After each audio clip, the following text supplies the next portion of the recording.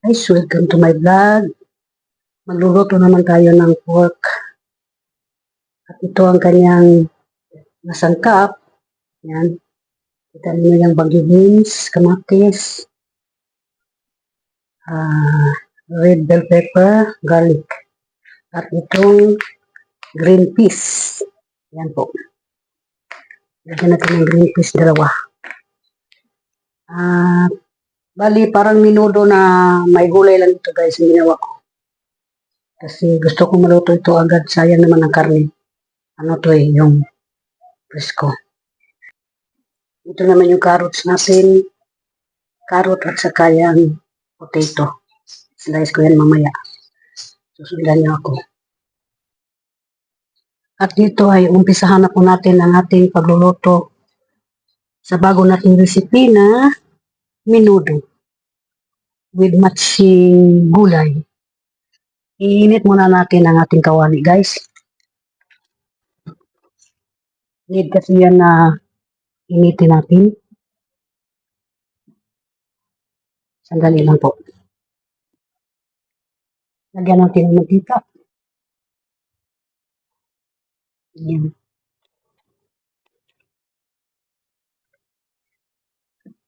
Painitin yung mantika at ilagay natin yung pork muna. Sa lahat-lahat ng mga luto guys, kailangan talaga unahin ang pork. Ito yung mantika guys, ilagay na natin yung ating pork.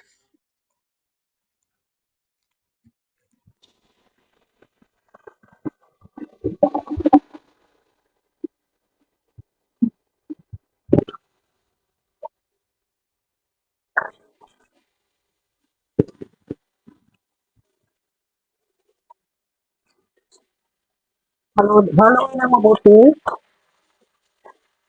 Original cube na nito guys, ang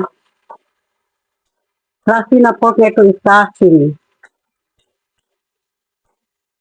Ayan. Basic na yan. Kailangan lang yan na partial na maluto. Tapos lagyan natin ng asin. Para mag-absorb siya sa karne. Lagyan ng asin.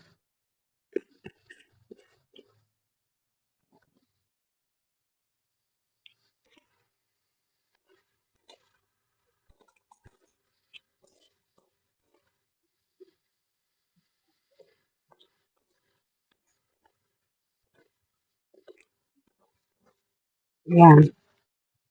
At lurog na paminta.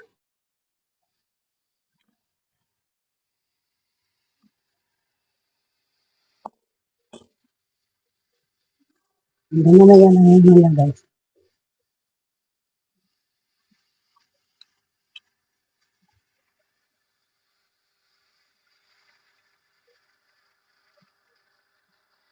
Lagyan ko ng kunting durog na paminta.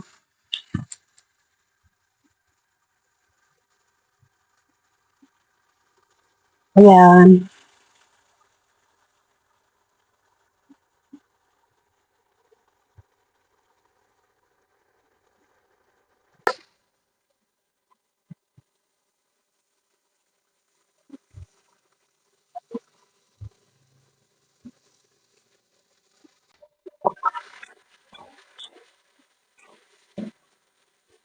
Kailangan talaga maluluto yung pork guys.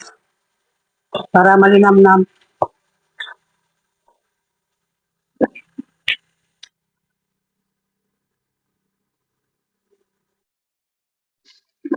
Sinaspan ko sa sandali guys. Kasi tumilapon yung karne. Ganyan talaga yan pagka pork. Tumilapon. Sa sobrang pressure niya. Grabe ang pressure. Hindi na kayo sa ingay din guys. Ito mayroong tayo ng bahay sa likod. Nakita niyo yan guys, nagbabrown na siya.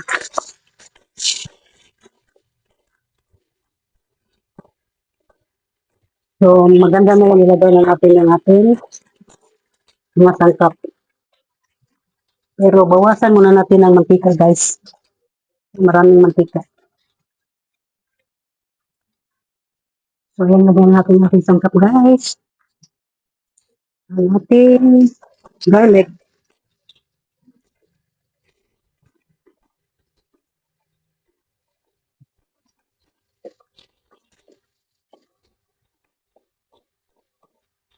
Bawasan ko na yung mantika, guys. May putok siya, no? Ganun talaga ang karne. Huwag niyong gawing, yung garlic. Ang importante sa garlic is hindi siya masunog. Ang ginagamit ko na ngayon is red onions. Onions tayo. Bango na siya.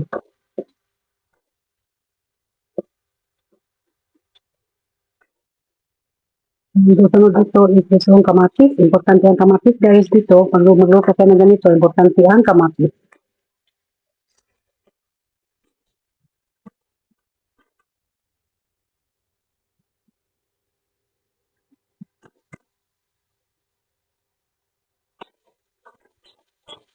Ano na yan?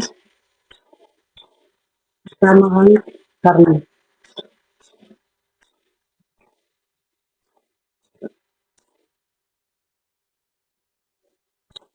Diba maganda tingnan? Ang susunod dito ay patatas.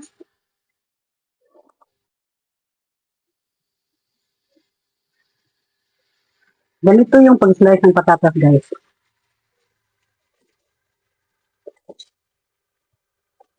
At dyan din nakabase kung naluluto na yung minuto natin, ha? And then, isabay na natin ng carrots.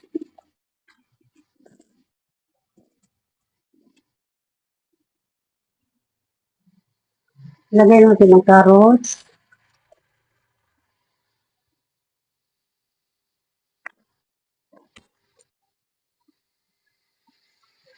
Red bell pepper.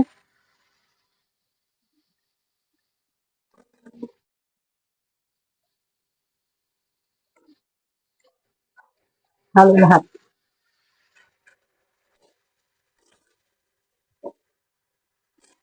Ganyan, guys. But, pag magluto na ito, dito talaga ito nakabase sa carrots at saka sa patatas kung luto na siya.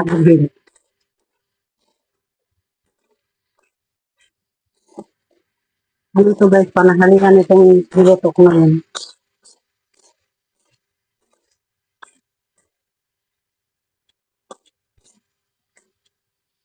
Lagyan natin ng tubig. Pag magkulo, saka na natin titimplahan, ha?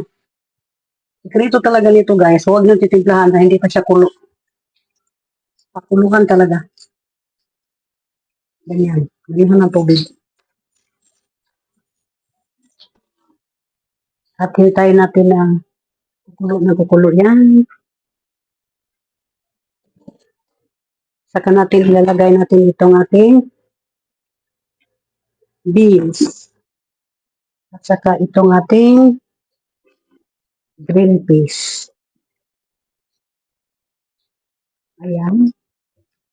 Ito siya kulo. Pakuluhan ito na mga 5 minutes. Bago natin lagyan ng asin. O lagyan natin ng patis. Takpan.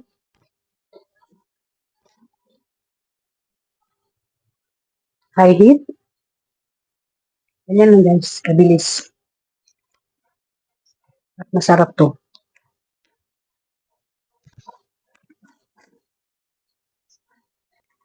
Ayan, gumukulo na, guys. So, ang sabi ko sa inyo is, pagluto ng patatas, luto na din ito. So, ngayon, ilagay na natin ang ating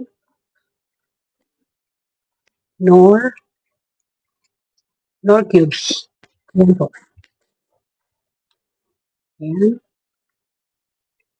At, gusto ko lang talaga ito na may sabaw, guys. Kaya ganito ito. Hindi ko siya nilagyan ng cornstarch na palapot. Ang iba dito, gusto nila talaga ito na medyo malapot ang sabaw, pero sa akin, hindi. Okay na sa akin ang timpla, guys. Ngayon, ilalagay na natin ang ating green peas.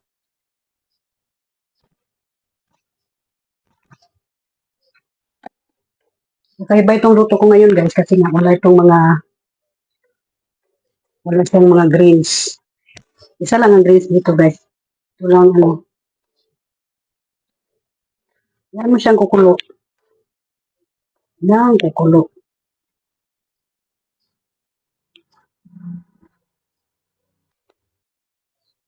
Ito na siya tinitimplahan, guys, kasi tama na yung Nandiyan na yan sa inyo kung ano ang gusto ninyo, maalat ba o ano. Hindi ko alam yung mga taste ninyo. At ilagay natin itong ating Baguio beans.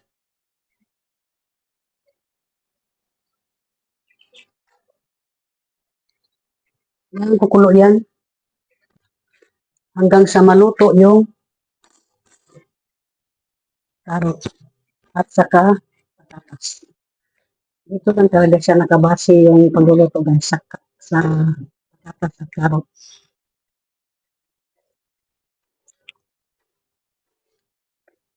So yan. Ang ating minudo, pork minudo with vegetables. By next time guys, siguro ipakita ko rin sa inyo kung paano yung parang malapot yun. Na yung sauce niya is parang malapot. Yung tagal pa ito matagal pa siya maluto. Nandiyan na yan lahat yung mga sangkap. Hintayin na natin na maluto yung kanyang patatas. By the way guys, thank you so much sa walang sawa ninyong pag-follow sa aking mga luto dyan. Lutong bisdak. At saka simple lang talaga yung luto ko guys. Huwag kayo magtaka dahil na yan ay pang beginner lang. Para lang ito sa hindi talaga marunong magluto. Kasi nga hindi ako pro. Pero alam ko yung mga ganyan na sa sarili kong style din. Ganyan. Kasi nakita ko naman sa mga luto-luto doon ang iba doon hindi kagaya sa akin. Ang iba talaga maganda. Sa akin hindi. Ganyan lang talaga siya kasimple. At saka malinamnam itong luto ko guys. Hindi ako bibitsin. Kung followers kayo sa mga luto ko, hindi talaga ako nagbibitsin. Shout out talaga sa mga lahat dyan na laging nakasubaybay sa aking vlog, cooking vlog, at travel vlog. Kompleto ako guys kasi nga family mix vlog ako. Salamat talaga. Yan, kumukulo na siya. Yan natin kumukulo yan. Until sa time na makook na yung potato. Ayan, kumukulo na siya guys. Kulo na siya. Hintayin na natin ito na maluto ang patatas. Yan talaga ang secret. Nasa sa inyo na yan kung lagyan niyo ng bitchin kasi kung mahilig ko sa bitchin. Pero ako hindi ako mahilig sa bitchin. Mula nang nagkaroon ako ng vegetables. Ayan, tingnan niyo. Tingnan niyo yung ano. So, hintayin lang natin na maluto yan, mga gulay.